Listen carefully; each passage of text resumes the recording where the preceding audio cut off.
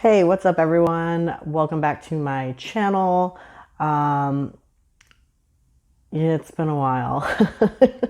It's been a couple of weeks, I think, since I recorded last. Um, and that's on me. I am going to be completely honest. I have pretty bad anxiety and severe depression, and sometimes the motivation is just not there. Even though I want to and I have the desire to record videos and kind of bring you along with my life, into my life, and with me to things that I do when I actually do things, the motivation is just not there all the time.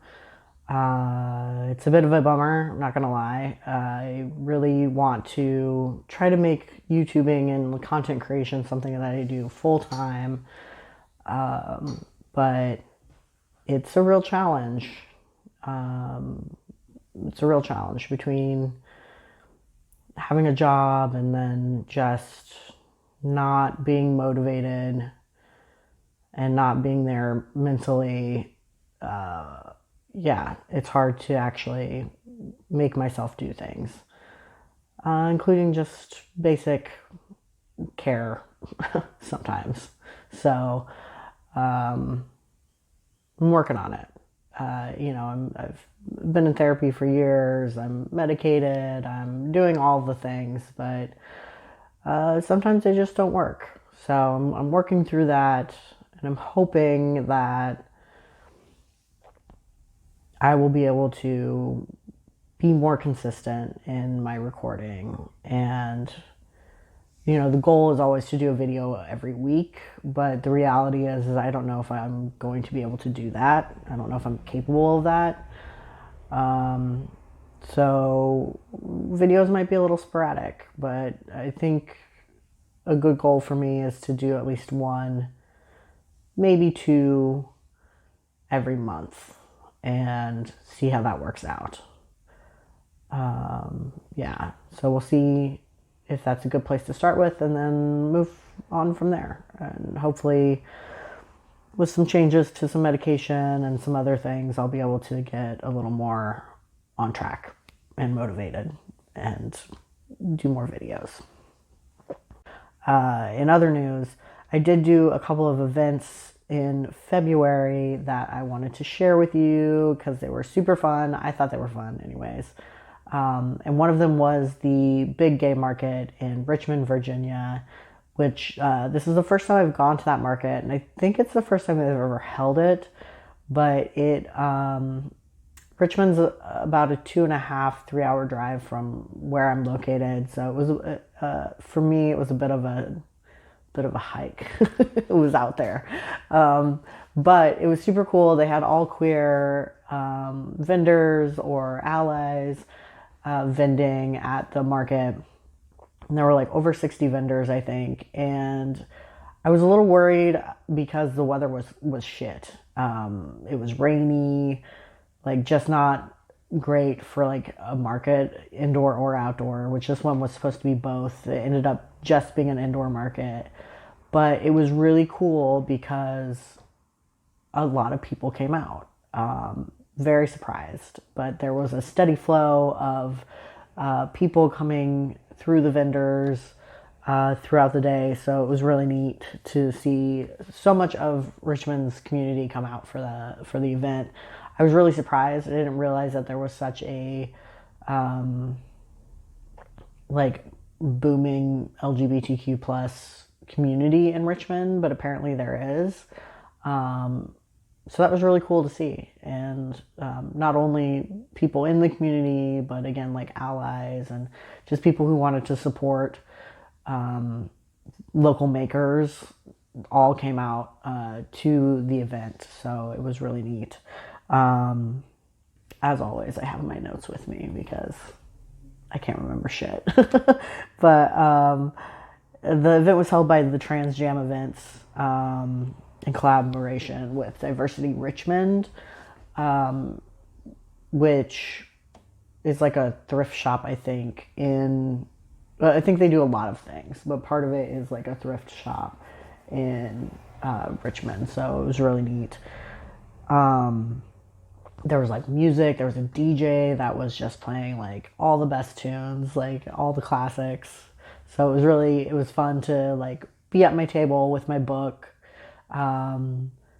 just kind of jamming to the music, and getting to see what everyone else was vending with. There were a lot of amazing artists there, some stained glass makers, a lot of crochet, which I fucking love. Like, I'm gonna learn one day how to crochet. I am. It's on my list. It's one of those things that I have to find the motivation to do. But I want to learn to crochet so I can make all the things that I love that other vendors make, because I don't want to spend money, which is terrible to say, because I want to support local makers, but I also just like love the idea of being able to crochet. It's a very cool skill to have, and I can knit, but there's something about crochet and being able to make all the little like stuffed things. I want to be able to do that.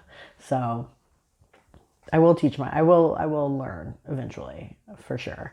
But there was, yeah, great turnout, great food, music, people. I found an artist that I'm going to commission to do some artwork for my book, which I'm super stoked about.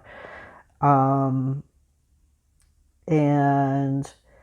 it was really fun because the person next to me, the vendor next to me, had tie-dye stuff, and prints, like shirts, hats, bandanas, like a little bit of everything. But she was insanely nice, and it's always cool when you like end up in a booth situation where you vibe really well with your like table mate or your booth mate, I guess. And so it was great having her next to me. We like chatted for the whole, I think it was like 4 hours or something. But yeah, so I don't know. It was just like overall, it was a really cool event. They're doing it, I think, once a month, every second Sunday maybe of the month, or third Sunday. I don't know. The next one is March 10th, so it's coming up. And that's in Richmond, Virginia. So if you're in the area and you want to support queer and ally makers, definitely check them out.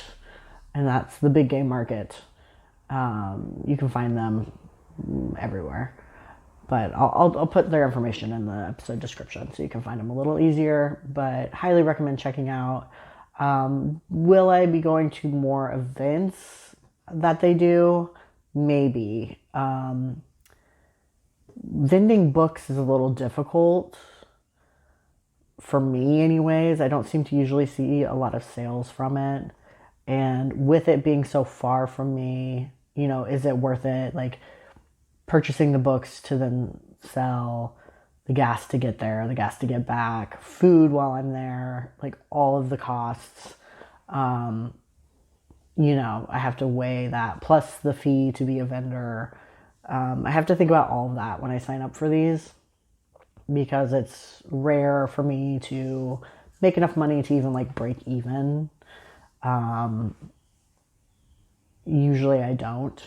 So, and I gotta be a little smart about this. So I'm unfortunately don't think I'll be going to any in the near future, just because of costs. But I would highly recommend folks check it out. It's just a really great feel good market. It was wonderful seeing young queer people kind of in their element, and completely different than how I was at that age, like in my early 20s or younger, terrified of being who I really was, pretending to be something I wasn't. So it was really neat to be able to see young people being able to dress and act and be who they are. So that was a really neat part of the market as well. Um, yeah, maybe the best part.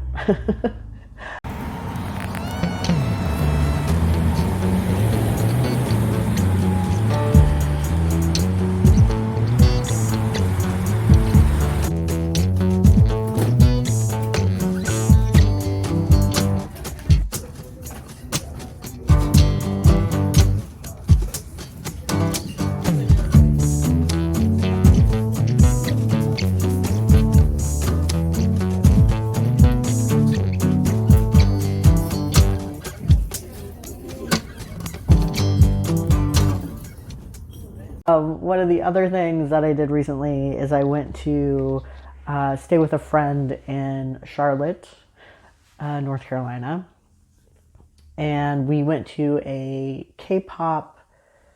It's K-pop club night, so it's a K-pop DJ set essentially. And this was my second time going. I went once in DC, and had a great time, and so I wanted to go again. And so it was K-pop club night in Charlotte.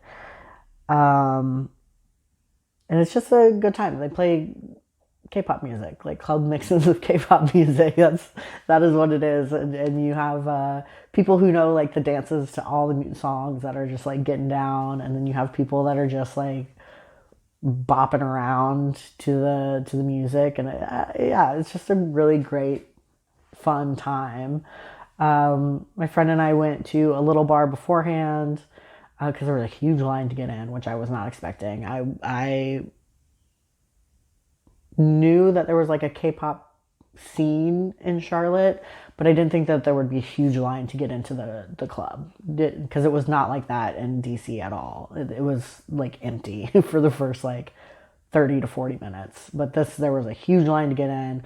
So my friend and I stopped at a bar near the venue and got a couple of pre-gamed, got a couple drinks beforehand, which was fun because that bar was playing like throwback, like early 2000 jams. So we were rocking out and just having a good time. And then we went to the K-pop club night. I'd like to go partially for the fashion because people really turn it out. They turn it out at K-pop club nights. Like it's a lot of like black like cargo pants and sheer shirts and chains, and just like people go all out, and I love seeing it. It just makes me really happy, and I love K-pop music, so I am there for it.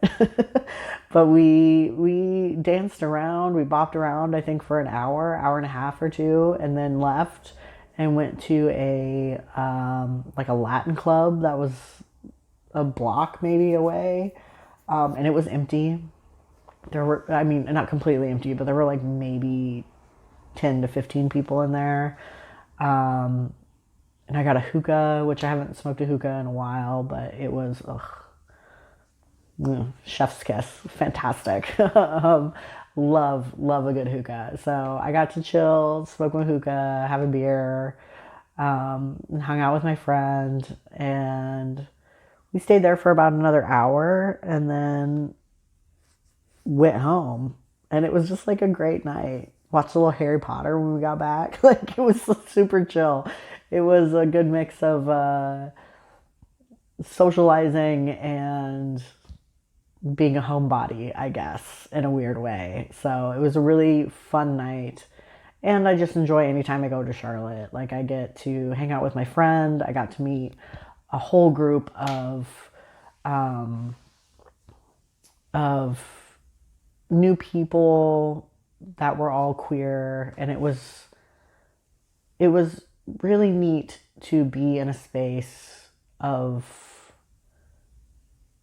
like solely queer people, maybe for the first time in like an intimate setting where, like we're not at a club or we're not, like anything like that. Like we're just hanging out at someone's apartment.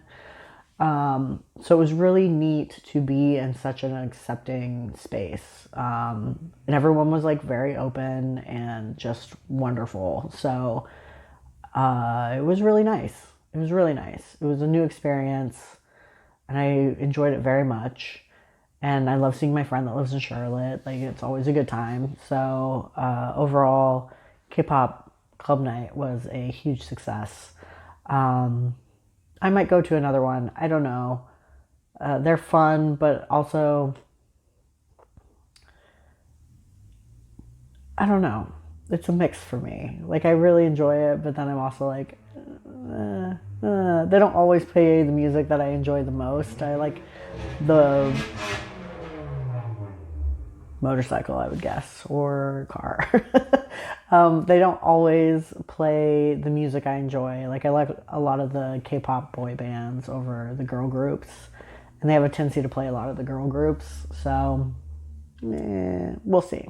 I might go to another one in the future, but I'm not sure.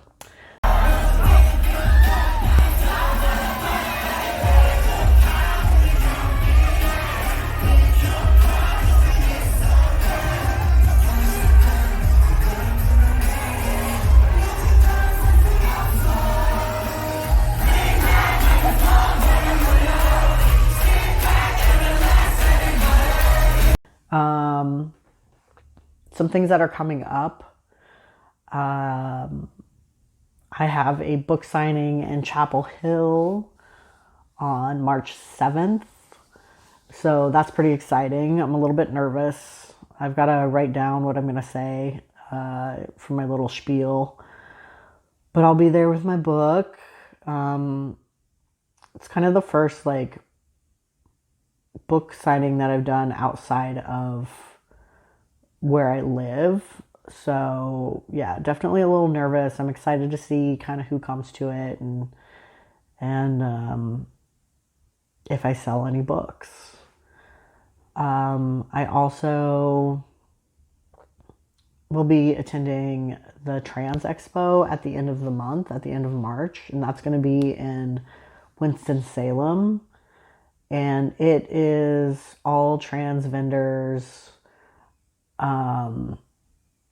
with a variety of goods for sale. So I'm going to be there with my book again. Super, super stoked for this one. It's at a tattoo shop, which I don't remember the name of, but I'll put all this information again in the episode description. But if I do well enough, maybe I'll get a little tattoo.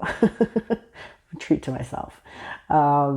But yeah, it's gonna be fun. I'm really looking forward to it, and it's being put on by a friend's spouse, so I'm excited to support them as well by attending. So yeah, that's kind of a little bit of my February and kind of what's going on in March. And again, I'm hoping that there will be videos that I'll share within this video from the events. No guarantee, because that is a little technology is hard for me sometimes. But I'll do my best. And then we'll go from there. But hopefully I'll be doing more videos. I'm not gonna lie, I feel like my life is kind of boring, so that's also a challenge. Like, what do I do on the daily? I get up, I work, and I write. So there's not a whole hell of a lot going on. So I've got to think of some good video content ideas to record. I can definitely tell you more about my life as an archaeologist and things like that. But yeah, I am still figuring out what I want to do with the channel. But I hope you enjoy this video. And if you do, please, like and subscribe. And, the goal would be to, by the end of this year, get to 1,000 on YouTube, 1,000 subscribers, which would be great. I'd love to be able to monetize my channel. But If not, that's cool too, because the goal is really to just build a community, no matter how big or small, and kind of share my life with that community. So, yeah, I hope you enjoyed this video, and hopefully you won't have to wait as long for the next one. Maybe only a week, maybe two, but you know, I'll try to do better. Cool. I think that's all for now. But yeah, I hope everyone has a wonderful day, and I will hope to see you next time.